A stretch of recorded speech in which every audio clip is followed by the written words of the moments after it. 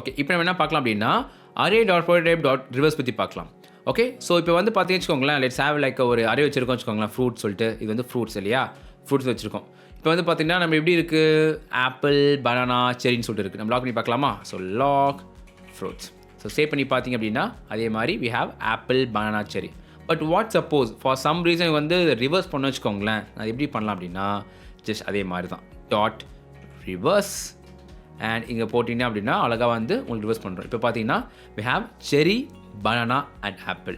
அப்படியே வந்து அந்த அரே வந்து உங்களுக்கு அப்படியே வந்து ரிவர்ஸ் வந்துச்சு பாருங்கள். ஓகே, பட் நல்லா ஞாபகம் வச்சுக்கோங்க, இது வந்து டிஸ்ட்ரக்டிவ் ஆக்ஷன் அப்படின்னா ஸோ இந்த ஒரிஜினல் அரே வந்து அது மாடிஃபை பண்ணிடும். செக் பண்ணி பார்க்கலாமா? என்ன பண்ணுறேன், இங்கே கீழே வந்து லாக் பண்ணுறேன். ஸோ லாகில் வந்து என்னோட எக்ஸிஸ்டிங் என்னோட ஒரிஜினல் ஃப்ரூட்ஸை வந்து நான் வந்து போடுறேன். இப்போ சேவ் பண்ணி பார்த்தீங்கன்னு வச்சுக்கோங்களேன், இப்போ பார்த்தீங்களா, ஸோ இந்த ஒரிஜினல் அரேவுமே இட் காட் சேஞ்ச்ட். ஓகேவா, பிகாஸ் ஆஃப் திஸ் ரிவர்ஸ்.